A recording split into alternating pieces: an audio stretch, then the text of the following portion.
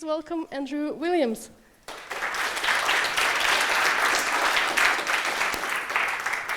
Thank you very much indeed. It's very exciting to be here at Gopher.Con UK. I appreciate the opportunity. And as I said, I'm going to talk to you about building graphical applications with Go, particularly with Fyne, but let's just settle on the idea right now that we're going to use a systems programming language for something that it wasn't designed for. So as long as everybody's okay with that, that's a good start. It's actually super well fitted, and hopefully I convince you of that by the end of this talk.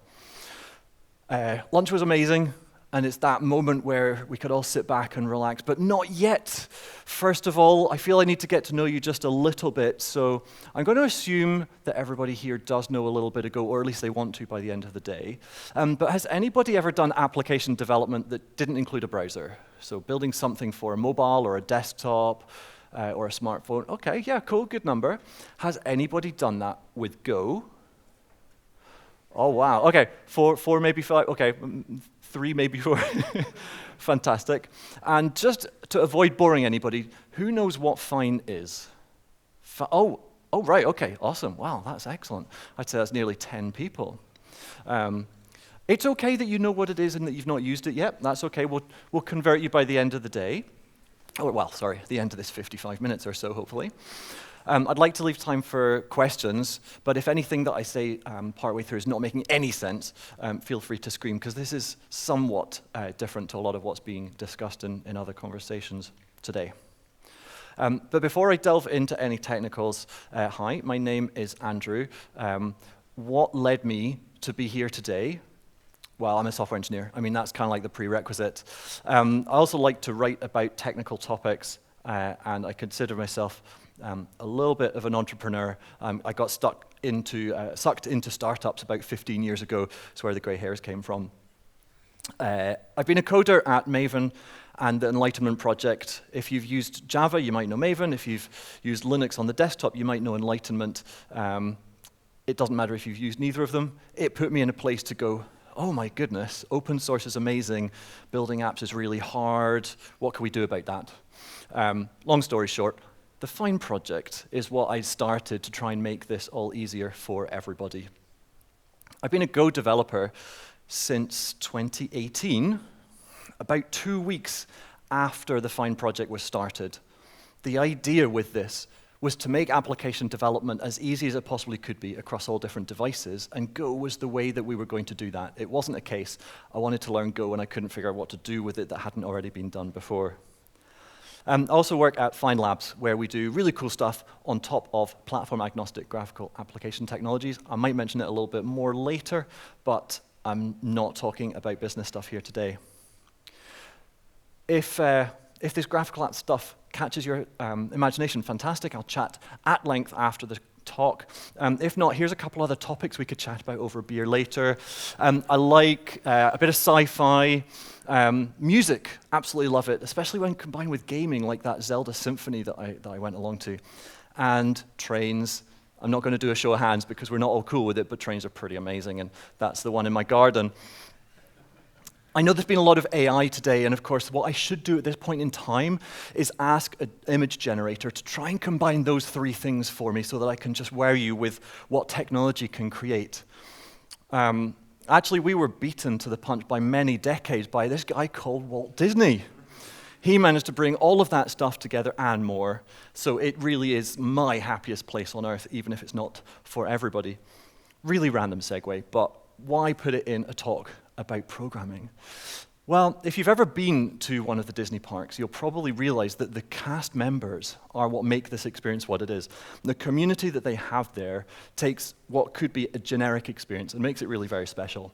And for me, there's a lot about that in the Go community as well, which is why I mentioned having been in open source communities and worked on other technologies before. There is nothing like these people here in the community around us, and it's a lot of what makes what we're doing now possible. But on a technical side, why would you pick Go to do something that it wasn't at all designed for? Well, if you're one of the people that's done application development and you've got sucked into the C libraries or you've had to learn a new programming language, which they claim was built for, but really actually it was built and then they and then they adopted it. These might sound familiar. We want something that you can write once and run on absolutely any device, but be natively installed, not push it through a web browser or library that makes use of that runtime. These applications should just work on all the devices. We don't want to have to manage DLL hell, installer scripts, or having to have prerequisites on the runtime devices.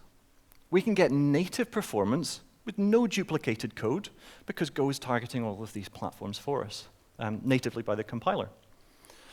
I think all of this means that we are lowering the barrier of entry to building graphical applications, which is exactly what I thought should be done.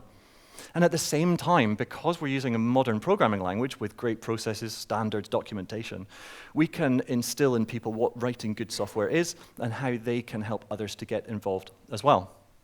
Good engineering principles. I mean, unit testing, guys, we live like that's a thing that exists and is everywhere. If you've tried to write a native graphical application with C and you thought about unit testing of the finished product, you might understand what I mean about it being a little challenging, to the point that some people say it's impossible. But a lot of what I'm showing you today was apparently impossible, so let's just do away with that idea. Like I said, the Fyne project was something that I started to overcome all of these challenges, to be the simplest way for people to build beautiful, usable, native graphical applications that deploy on desktop, mobile, and beyond. We're talking embedded devices, through the web browser, if that really is the only way that you're reaching your customers, Chromebooks and so forth, that kind of thing.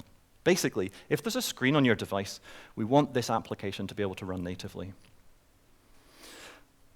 So, a little bit about the Fyne project, if you're not familiar, or a refresher, if you've seen it before. It's 6 years old now. For most of those years, it has been the most popular GUI toolkit for Go.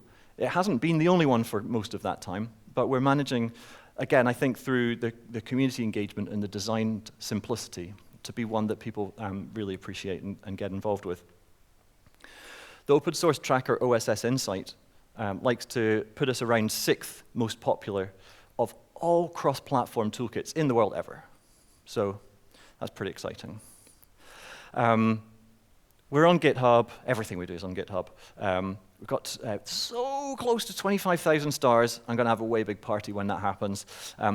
It's a vanity metric, but a little bit of vanity is okay, right? And the community that I keep talking about is phenomenal. There's thousands of people across Slack, Discord, Matrix. If you've got a question about this project and you don't catch me today, or you try it a couple weeks down the road and you're not sure what to do, log on to one of these channels and somebody is going to be there to help you most hours of most days. And despite being a small project with under 10 core contributors, we're managing to reach something like 15% the popularity of Google's Flutter project, and over 20% of React Native, which was, Facebook's really exciting thing until they gave up on it, but it's still pretty popular. I know other people have mentioned React Native today, so yeah, we're coming for them in a good way, friendly competition. Bit of vanity, again, of course, stars. Everybody likes, in startup land particularly, lines go up to the right. I like this graph because it's showing, since the inception of the project, how popular has it become in comparison to other things on GitHub. We've captured the imagination here. People are looking for something that is this simple to use. And I'm going to have to stop talking about how simple it is and actually show you. But here's what it looks like. This is a simple demo application that's got a bunch of widgets on display.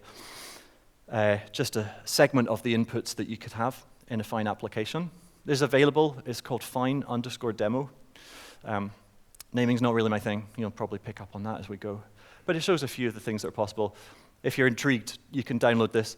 There's actually a version of it running natively in the web browser, through WASM in the web browser. You can check it out at demo.fyne.io. It tries to adapt to your system. So if you have a dark mode desktop, this is what you will see instead. If you have large font sizes, the fonts will be larger. And on some platforms, which we're working on, that have the idea of a highlight color, this blue will be whatever it is that you've chosen it to be. The system integration tries to do the right thing so that it matches. But these UI are rendered completely by the toolkit through an optimized graphics driver. So they're going to look identical on all the different platforms, assuming a similar user configuration. So you can forget about all of the platform specifics about how your application might look and behave, and just get on with the coding. Build the app once, and you can be pretty certain it's going to work identically across all the different platforms. So let's write some code, or at least let's prepare to write some code. It's good old Go, that's all that you will ever have to touch. But we are doing some pretty hardcore stuff. So there's a few little things that I need to tell that make it work behind the scenes. We're using Go. We just updated to 1.19. Of course, all being good security-conscious individuals, you're probably many versions ahead of that already. But we try to track what is deployed as standard across all different operating systems. So Debian stable is pretty much what we track, and they moved to 19 recently. So we've just updated, and some of the developers going, oh, fantastic, we can finally use generics. They haven't figured out what we're going to use it for. If you've got any ideas, tell me later. You're going to need, unfortunately, to have a C compiler installed to do the behind-the-scenes compilation of the graphics driver stack. GCC, if you're on Linux, is probably already there. If you're on Mac and you've ever launched Xcode, you probably have the tools installed. If you're running on Windows as a developer, I appreciate we're all individuals, you might have a little challenge to deal with. There is documentation online. I'm not going to go into it right now. There's a particular path we recommend with MSys2 and Mingwu. It's not for everybody, but it means you've got a separate environment, and it eliminates a lot of the potential challenges of, I dragged Windows through the last 10 years, and I'm not quite sure exactly where my compiler was installed. Also linked from that page is an app called Fyne Setup, genius naming, which will check your environment and make sure that everything's up to scratch, and it will provide some thoughtful troubleshooting guide if it finds that something is missing or not quite right. And that's it. That's everything that we need. From this point onwards, it's going to be standard Go that we are working with. So we can build our first app. I'm not going to moan right now about the fact we can't just open a file, stick some code in there and run it, because there's an open bug. Oh, you create your project, initialize a module, and we're going to go get Fyne, which is fyne.io/fyne/v2 at latest. We made one breaking change in this long history of the project. We went V1 about a year and a half in, and for the rest of the project, there was one breaking change, which we moved to V2. It was well worth it. We plan never to make a breaking change again. If you're really curious, there is a V3 milestone. It says we're never going to do this, but if we do, here's the stuff we're going to break. Most of us hope it never goes there, but you never know. We're going to edit a single Go file, ui.go or main.go, whatever you like, and then we're simply going to run it. I didn't really feel like live coding on stage today, if I'm honest, so I have the code that we would write. I'll just chat through it. In case you're wondering where the other files are, where the hidden complexity is, which are rendering languages, this is absolutely everything. This will get your application running. It will compile natively onto any device. We have our main package, as you would expect. And for this simple demo, we're importing two packages. Within Fyne, we have the app package, which is going to hook up the driver, do all of the clever stuff behind the scenes to make sure that you're building a native app. And the widget package, which is providing the standard widgets that you'd expect from a toolkit. In our main function, because we're just writing a standard binary, we open a new app with app.new. That's where all of the clever things happen that you're never going to have to worry about. If you want to, it's documented online, it's fine. And then we're going to open a new window. We pass that string, so if you have a title bar, it will display up there. If you don't have a title bar, it might be in the metadata somewhere. And then basically the one line that creates our application is set content on the window. We're going to put a label in there, as you could probably tell from widget.newLabel. And the text is the one mandatory thing required to construct a label. What string do you want to display? We're going to call show and run. Now I'm feeling ever so slightly adventurous. So I'm going to switch to a terminal. And here we have a project. Ooh. OK, this was perfectly set up a moment ago. OK. Excuse me.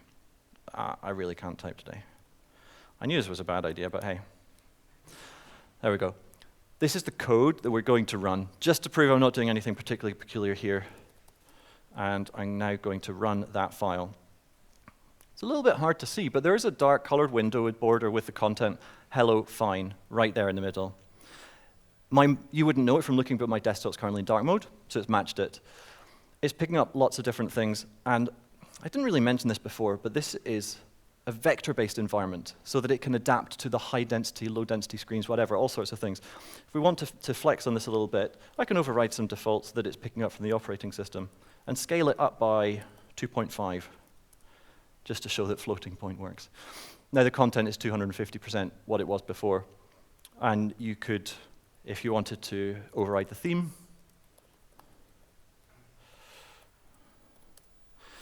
display it in light mode. The OS is still dark, so the borders are dark, but the content is light there.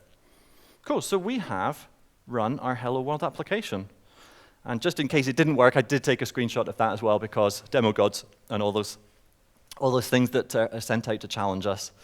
That was running on macOS, you might tell from the rounded corners and warm, fuzzy feeling that the shadows give us. Now, that was running on the local system, which, I mean, everybody kind of expects is going to work because we're a developer, we've got the tool set up. But what if we wanted to package and send it to other people on different platforms? We've got you covered. See that thing I said about naming? We've got this really helpful command line tool called Fyne. You can get that. It's currently in a sub-package of the main repository, so the URL there is available. Using go install, that will put it onto your path, and you can then use it.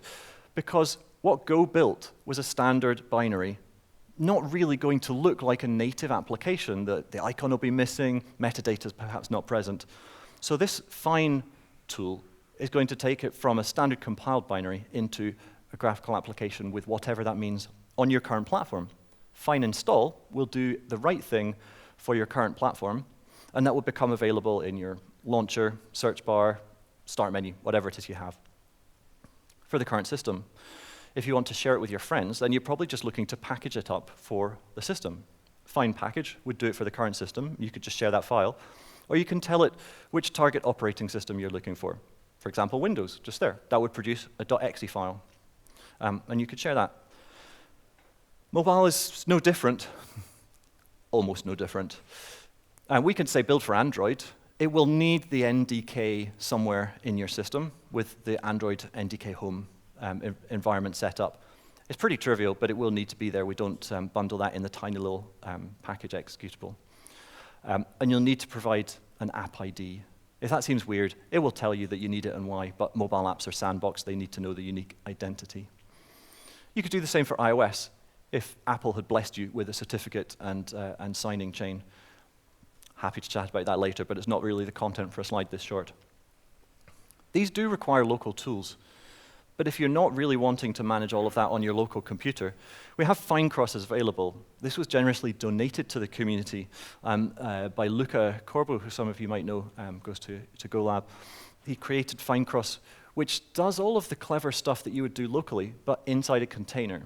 So with Docker or Podman installed, it will download the developer tooling into a container, put your source code into it, compile it, extract the binary, and shut it all down again. So you can actually compile for all of these different platforms with none of the tooling installed if you want. Although I would recommend local tooling for the current device, just, because that's the sane thing to do. So there we go. That means that we can code once and build our application across lots of different devices, probably, or almost all of them, the majority. But Hello World is only that much inspiring, and one of the things I wanted to do today was to have people leave the room going, oh my goodness, this is so easy, I could do anything. If we limit it to Hello World, probably not going to get you there. So my next step on the process is to build a Markdown editor. Probably everybody has used one at some point, wished that they were either simpler, more cross-platform, or currently installed. And of course, Markdown is the format of the future, in case anybody missed the memo. To build this application, it's actually not a whole lot more complex. Bear with me, I will prove it. We're going to need an entry widget to be our editor. We're going to use a rich text widget to do a preview of the code that the Markdown that we are editing. And into that, because they are 2 items, and our window previously only had 1 item, we're going to need to use a container. A container is the 1 item in Fyne that packages a whole bunch of other things and determines how they're positioned using the layout or some semantic built into it. So typically, you're working with a widget or a container of many widgets. I'll move on to containers later.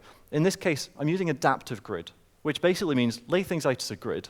But if you're on a mobile device that gets rotated, change the orientation so that it does the right thing for the current device as opposed to just squashing it like it was a window being resized. And then the secret sauce in this is to show how we pass data from one type of widget to another. We don't have complex messaging systems or event buses. We're working with a typed language where your objects or types, structs, are going to have functions on them, and they are typed. So we're going to hook up a function with an implementation of that function. It will make sense in a second. Again, I'm going to just jump to the code here. I've added a new import, the container package, which is where you'll find all these super helpful containers. I'm going to skip down first couple of lines because changing the title to Markdown Editor is not going to surprise anybody. In this middle chunk, we create the editor by using new multi-line entry, which is basically an entry widget, but we're expecting that more than one line of text is in, so we have a slightly different setup. Just changing the name, that's all we do. We're previewing using the rich text that I told you. Now, one of the reasons this works so effectively is because rich text understands Markdown. I use that very trivially shown here by passing an empty string. Probably the smallest Markdown document I could imagine. But you could pass in any Markdown content you wanted to initialize a rich display of content for your app. And then this thing which I mentioned to make this behavior work, edit.onChanged is a field. Its type is func taking a string parameter, because anytime the entry changes, if that field has been set, it's going to call that method. Preview, this rich text, has a function called parse markdown. It takes one string parameter. This was not faked. I mean, obviously, clearly, you're changing a string, you're receiving a string. There's no real magic here. It just works because it should. That's a function that we're passing the reference to, essentially. So when our entry changes, we parse the markdown and display it into our rich text. The only other change is we're passing a new container into our content. It's the adaptive grid I told you about. It wants 2 items in a row, otherwise it would wrap. And that's the editor and the preview. And that's all there is to Markdown Editor. Honest. I don't know why I keep saying that. Like, you guys assume that I'm telling the truth about all this stuff, right? Let's go down to this Markdown folder that I have also created and look at the Go here. Oh, this fitted perfectly. The resolution on the output device changed, sorry. That content is what you saw on the slide. I did actually add one sneaky line. I called resize on the window, just to make it more than the minimum, because by default a window is going to be as small as it can, but we have an entry that we're going to put lots of content into, so we want it more than the minimum size. So I'm going to run that. Okay, that's super small. Let's run it a bit bigger. This is our Markdown editor. That's a title. That is the body. We could have a list of bullets. And there's an icon in this folder called icon.png. That will be used when we bundle up the application. In fact, you can see it's been automatically detected. It's up in our window border here. There's a little document icon there called icon.png. We're writing some Markdown. So let's just demo that. You can inline images into your Markdown as well. There we go. That's a Markdown editor, and it was using 3 more lines than Hello World, I think. That's about it. Again, I did screenshot it just in case, and also I spent a lot more time writing those words. There's a little bit of text styling there as well, which is pretty handy. That is, again, I think that was running on a Mac. I'm sorry, guys. That's just where I take my screenshots. But I also loaded it into the iOS simulator. That's exactly the same code, just targeting a different system when we packaged it. And if I had the time to animate it, you would see going into landscape positions those items left to right because we used an adaptive grid. Markdown editor, that's going to compile and run on any of your devices. So next time you need to reach for a Markdown editor, I just shared one with you.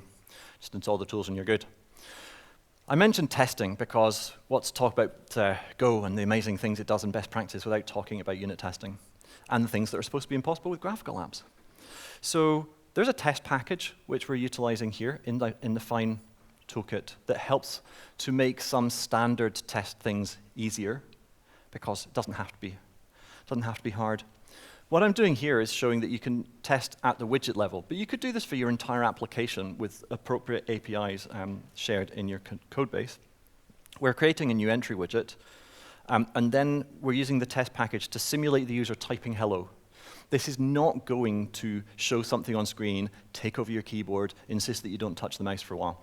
We have an in-memory test driver that is running this in milliseconds, not in seconds with frustrating interactions. We check that the string in the entry has been set to hello, which it has. And then another helper in the test package, double tap. So we're simulating the user tapping in quick succession twice on that entry. We're then checking, using this excellent assert package, that the selected text also is hello. So we have just checked that the user interactions are coded correctly and that the APIs are responding as you would expect without anything being displayed on screen and not having to wrap in complex setup. And then last of all, we check that the cursor has been advanced to column 5 because clearly that's what you would want to do after selecting 5 characters in your ASCII text. And that's just Go test is going to run that, and it will load everything in memory for you and run super fast. If you want to do visual comparisons, the test package also provides some helpers, but one of the key things here is that any window on screen you can capture to Go image.image by calling .capture on the canvas of the window. So you can use that for testing. You can also use it for like awesome exporting of elements inside your application if that's useful for your use case. Too much use. 2 apps that were really easy to get going, but I see that you can just say, oh, it's not very expansive. Let's look at some of the other things that are possible. So again, this Fyne demo app, if you look at the Canvas tab, you can see all of the different things that at the very lowest level are possible. All of the widgets that you see through these screenshots are created in combination of those primitives.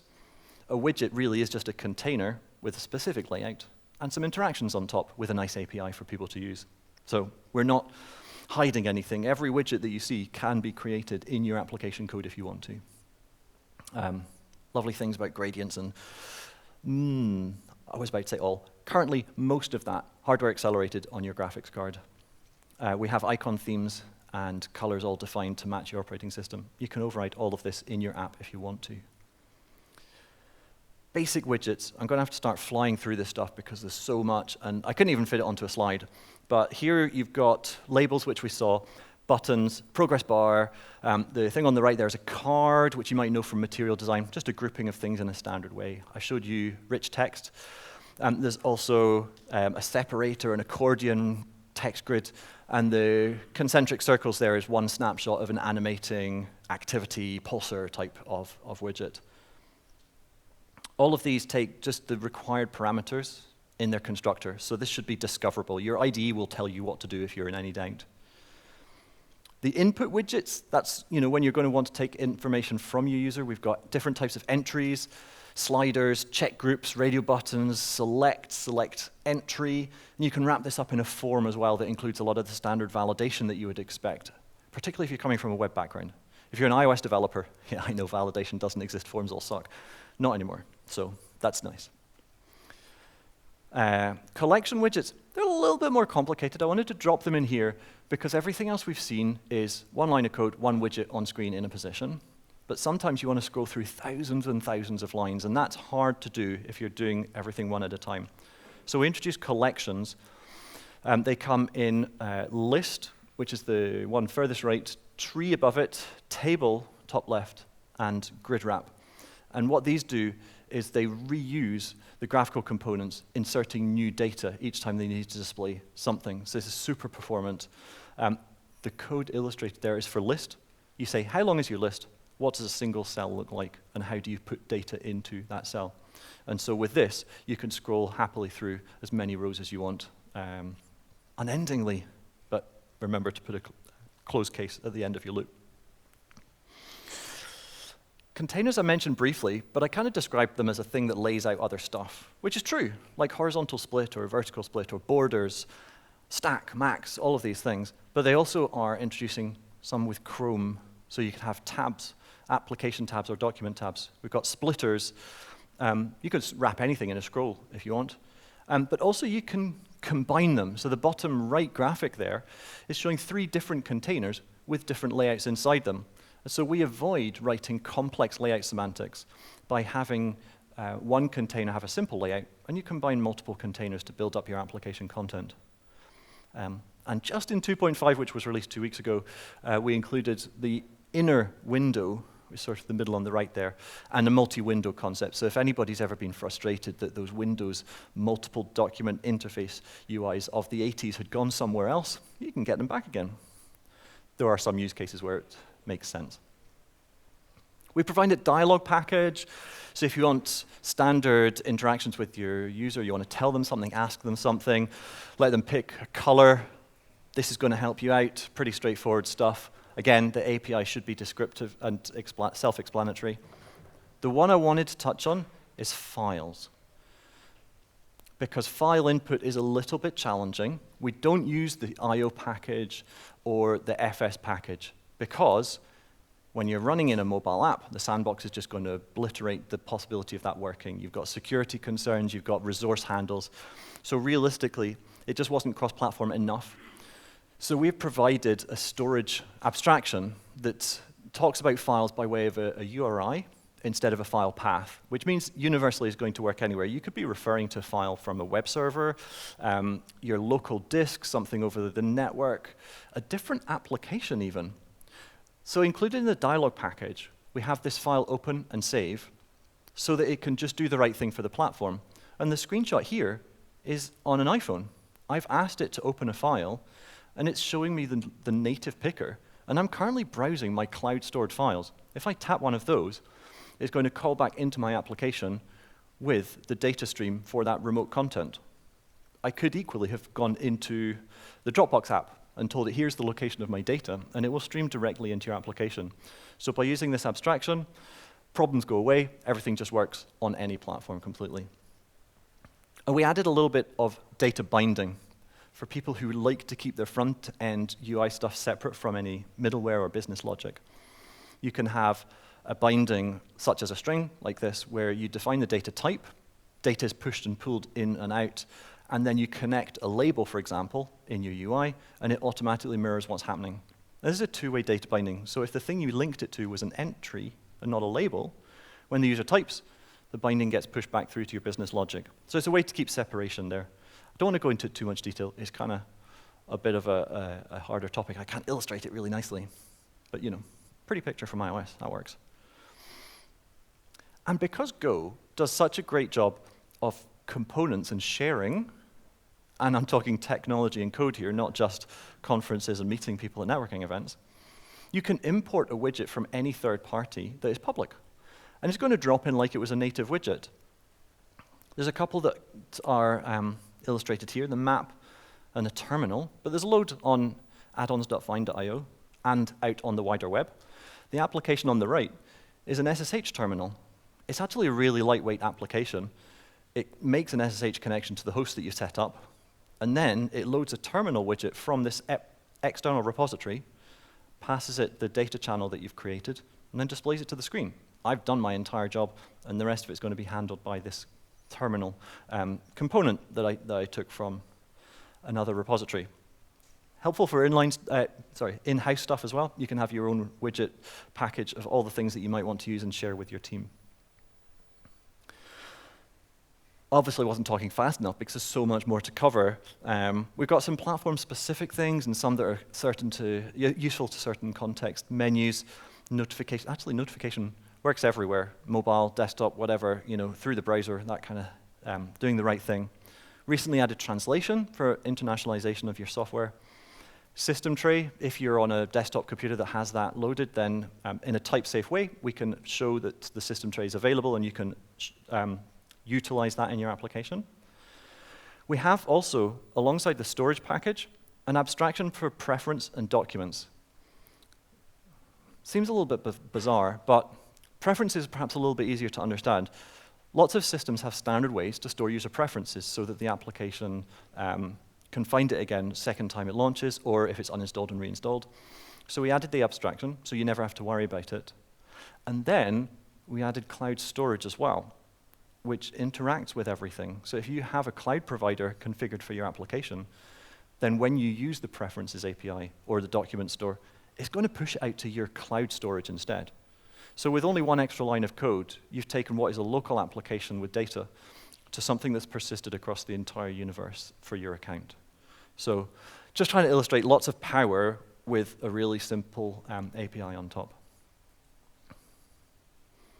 Cool. So just one more thing. I've shown you a little bit about what could be done, and that is simple, I hope. What I didn't mention at the time is that actually everything that you have seen on screen today, here, sorry, is a Fyne application. The presentation that I'm running, the UI that I have created the presentation with is all Fyne. If I exit this presentation, this terminal is the Fyne terminal. All of that is rendered in, well, the code, the application is written in pure Go. It's rendered through the same pipeline. And beneath it, and all around it, you see a desktop operating system written in pure Go, running in Fyne, with multiple virtual desktops and some of my favorite applications that have been contributed by third parties. So that's pretty cool. I could tap through all sorts of apps, but I won't. So if I just skip back to my presentation here, sorry.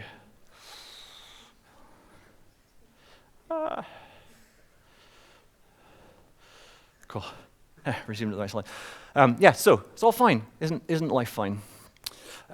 But there is just one more thing that I absolutely had to show you before I wrap this up.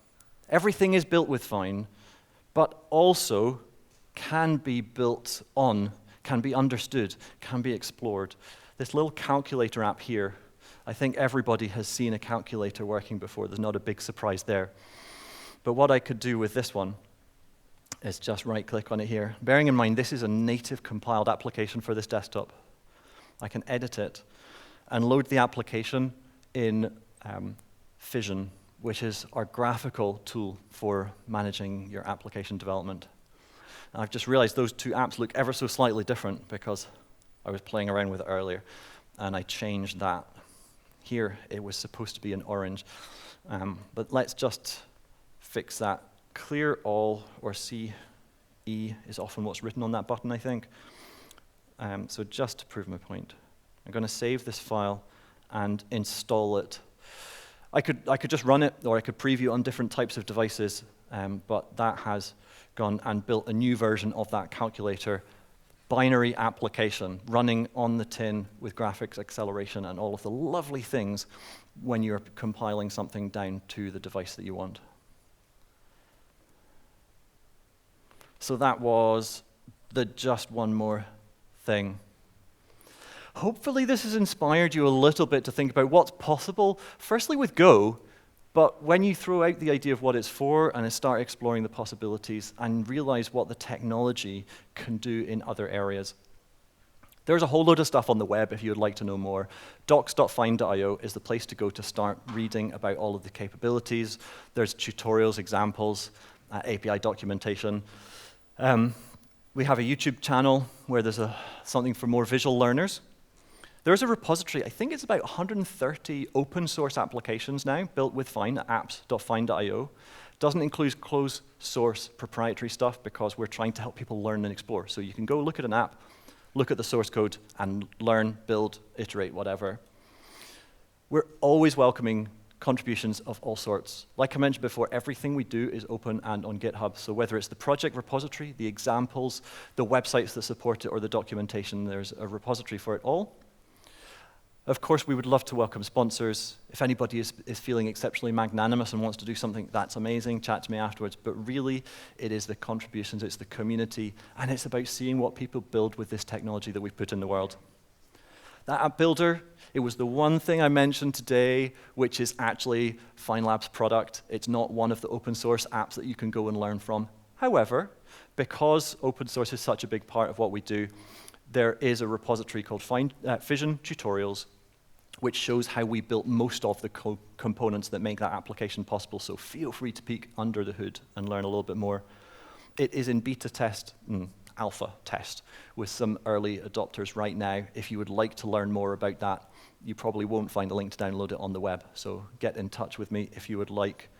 And before I leave my contact details, do please, if it isn't too cheeky, come and join us in Berlin on the 20th September. We're doing our annual get-together of the Fyne community. This time is our second hybrid event. It's been online for 4 years. Last year, we were in Edinburgh. We had a really great day. We're going to meet up again for a series of talks, probably some workshops, generally just a good old chat. If you are working on something or you would like to, that's a good place to go. And I would love it if you would come and present something as well.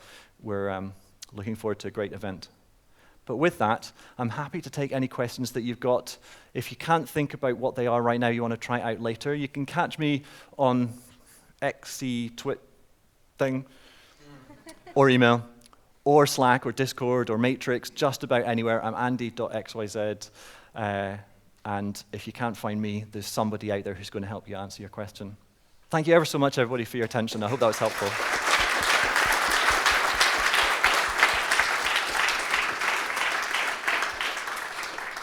Thank you so much, Andy. And I love that plot twist of this presentation has been Fyne all along. Oh, yes, absolutely. Okay, do we have any questions here? Yes? You were first, okay. I just want to say thank you for the talk. A colleague of mine actually wrote an application in Fyne, and Nico Palumbo, don't know if you know this one. Yeah, absolutely, yeah. So I've been curious since he gave us an internal presentation, and I thought it was pretty cool. Amazing. I guess, I don't know if we can go into much detail, but like on like iOS or Android, are you actually running Go, or is it like a abstract syntax tree which then compiles something else? Every single platform that we target is compiling to the native machine code using the Go tools. Okay. The closest thing to an exception to that rule is going to be when we're delivering through a web browser. That's a WASM output rather than for the specific tin. The web target, I didn't really mention, but with the same Fyne tool, you could just type Fyne serve, and your application will load in a browser. That's only recently become feature complete, and it's not been optimized to the level that the native installs are. This toolkit is primarily about building native applications. But yeah, iOS, Android, they're all down to the tin. People also ask in the vicinity, doesn't Apple hate what you're doing? Are they going to allow it on the store? Well, yeah, they can't stop. It's a native binary. They don't know how it was created by the time it reached their store. If you go to apps.fyne.io and look for the different categories, we've got a section for all of the different types, the different stores that the applications are on. So Google Play, Apple iOS, and Mac Store, they're all represented there with applications in production. Just a random question. Obviously, Go is a Google open source language. I guess what's your take on Flutter? I have various different things I could say about Flutter. It's obviously a very popular language, so there's no discrediting what they have achieved. They've inspired a lot of people, and they're letting folk build applications very well. I don't think it goes about robust software engineering in the way that I would like to see applications out in the wild being developed. I label it design-driven development, if that's not too on the nose. It's very powerful, but at the end of the day, they are having to get people to learn Dart to program for their toolkit. We have thousands, actually hundreds of thousands of people who know Go. Let's make the most of those tools and the technology we have. Thank you. Thank you. Yeah, thanks. And there was another question. You? Yeah, thanks for the talk. I wanted to ask you about the turning your app into a web app, and roughly how that works, and whether it like makes HTML and CSS, or it's sort of doing it in a different way. So we did consider doing that, writing, I suppose, what it would be a transpiler of some sort. But actually, we've taken the shortcut of outputting a WebAssembly binary that uses a WebGL renderer. So it's almost exactly the same graphical pipeline running in the browser as it is running natively on the device. We were unsure if that would be good enough 3 or 4 years ago. It kind of wasn't. We used Gopher.js for a while to actually output a JavaScript version of the same thing. We did both for a while because some browsers preferred one and some browsers preferred the other. As of 6 months ago, maybe, the WebAssembly performance got good enough, supported on enough different platforms, and the guys on the project know that I'm going to say this, but unfortunately Gopher.js wasn't keeping up with that. We wanted to move forward, and WebAssembly was good enough to build on. So that's how we're doing it. It's the same graphics stack. It does have some particular challenges. It's not yet optimized for delivery through the browser. It works. It's fully functional, but you might see stutters here and there that we're working on. Right, yeah, thanks very much. Thank you. Thank you. Hello, great talk. I have got one question. Do you support native look and feel for widgets on different platforms? So for example, the app compiled on Windows looks like a native Windows application, or it is just always looking very similar to other platforms? No, we don't. For good reason, though. What we wanted was cross-platform consistency. The idea is that users are becoming less and less concerned about what platform they're using, and they want to be able to use the software that they're familiar with, or that their friends are on, or that they were using in the office. That's where I think software development of graphical apps is heading.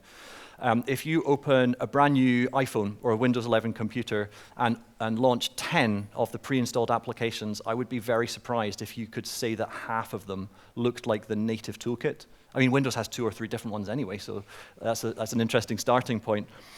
There are other projects that do go about it in the way that you describe, and absolutely they're doing a fantastic job. The name has fallen out of my head right now. Is it FyneLabs UI maybe? There are a couple of them. They use the native widget toolkit. They unfortunately get caught up in the lowest common denominator problem. If a widget isn't supported, they can't include it, or they have to sort of retrofit it through. So we just decided to go completely in a different direction. Everything that you see, with the odd system integration exception, is rendered purely through this stack, reliable, testable, and consistent on all platforms. Okay, any more questions?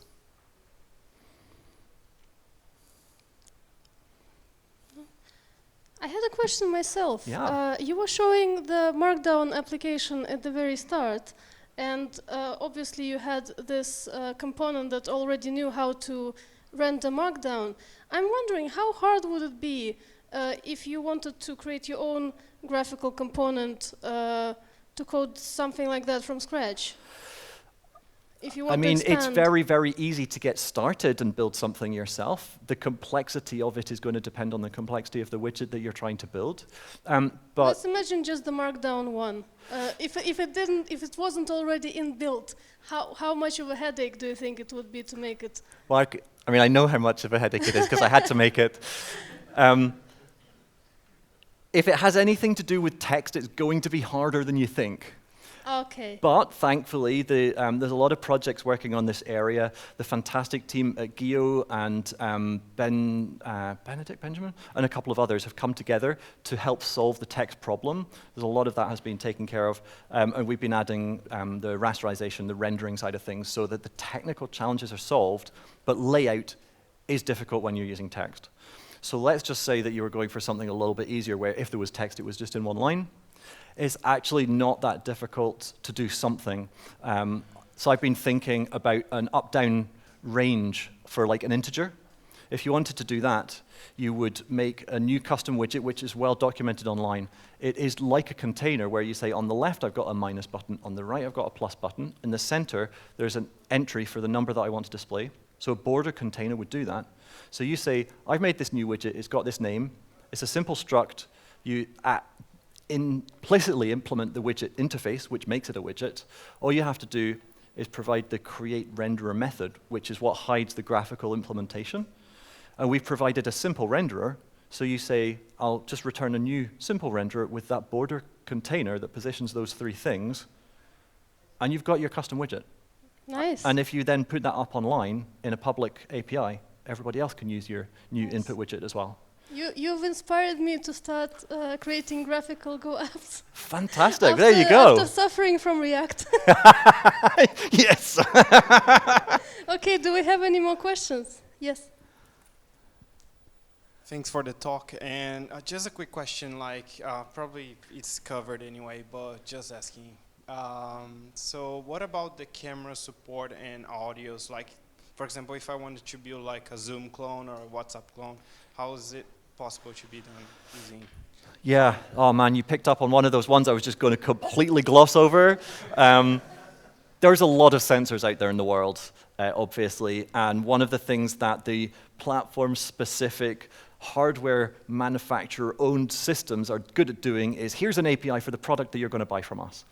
Now, when it comes to integrating sensors across all different platforms, which we insist on doing, we have to figure out how to make it work on every single one of those platforms.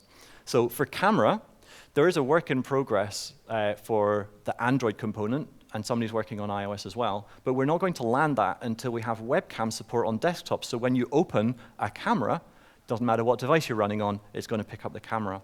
And that and location sensing are top of our list for sensor integration. We don't have either of them there yet, so if you depend on those, you're going to need to do a little bit of native code.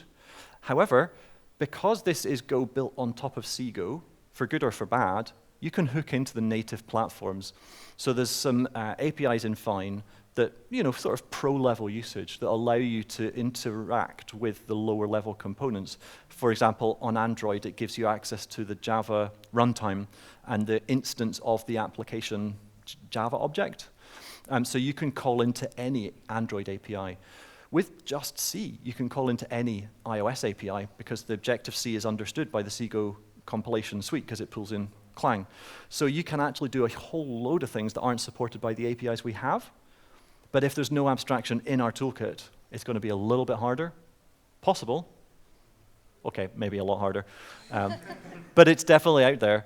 If you work on something like that and you want help or would like to contribute it back, hop on one of the chat channels. People have thought and worked on these problems before. We just need help landing the plane, if you will. Oh, Bluetooth, that's the other one people are working on. If anybody wants to help us finish a Bluetooth stack abstraction for easily connecting devices, that would be amazing. It's not high on my list because it's not graphical. That's where my focus is. Okay, any more? Yeah?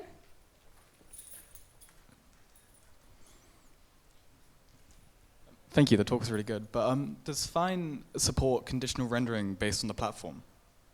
Yes. Okay. Yeah, sorry, it's a really simple question. No, absolutely. I was just trying to figure out, there's probably a few different types of things that you could be interested in. The most important one that people have found is that sometimes you want to do different things on a phone than you do on a tablet. I wouldn't do conditional rendering there.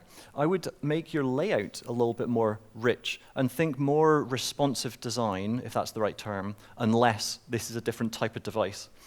Because sometimes you want to have a tiny window, but you're not running on a phone, you're running on a big 4K monitor or your TV or something. So if you allow the user to make the output what it is that they want for the task and do the right thing, then your tablet and your smartphone and all of these things are going to work out of the box.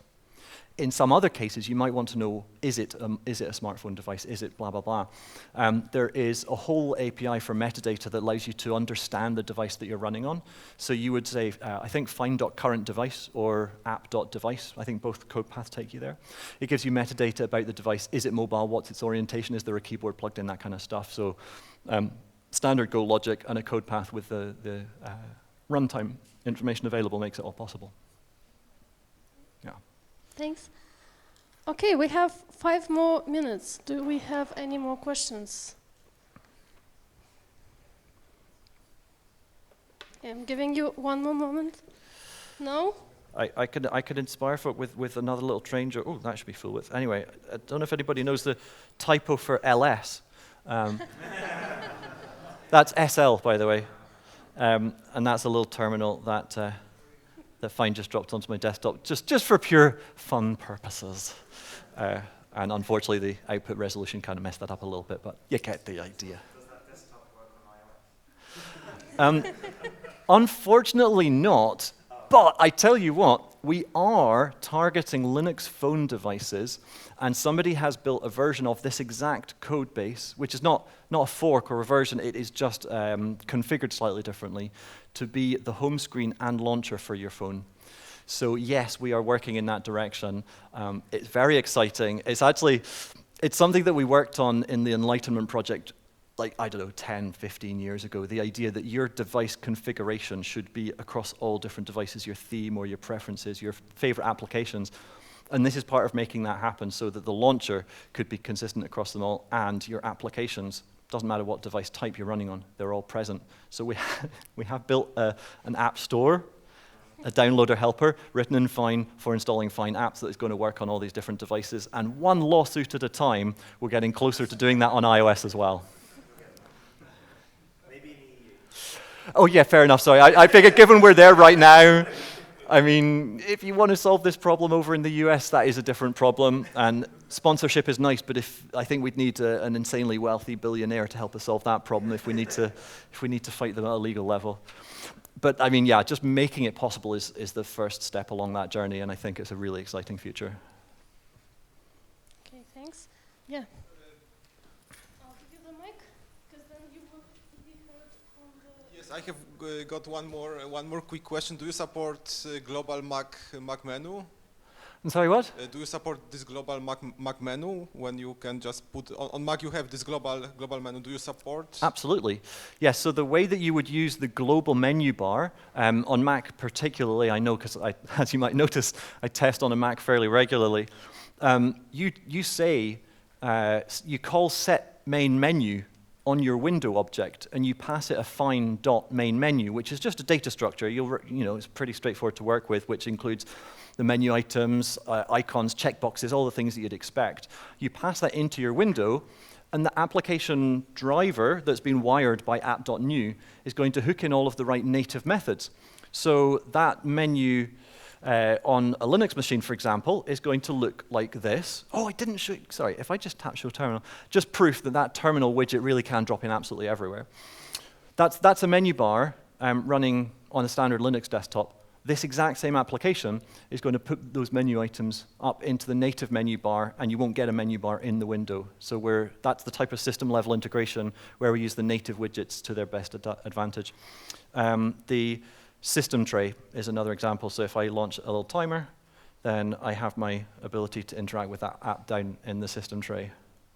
I actually love this. It changes color if my timer starts. Look, this cute little orange tomato over there, and it's gone gray again. It's the little things, right? Yeah, if it seems like we've missed a native integration that's important to your application, drop it to the chat or open a feature request. I think we've got the major ones, but we're always learning anyway, so opportunities for us to make it even better. Okay, thank you. We have just 1 minute left, so if no one else wants to ask a question, we could finish. Okay? Yeah, thank you so much. Oh, This was thank you, brilliant. thank you.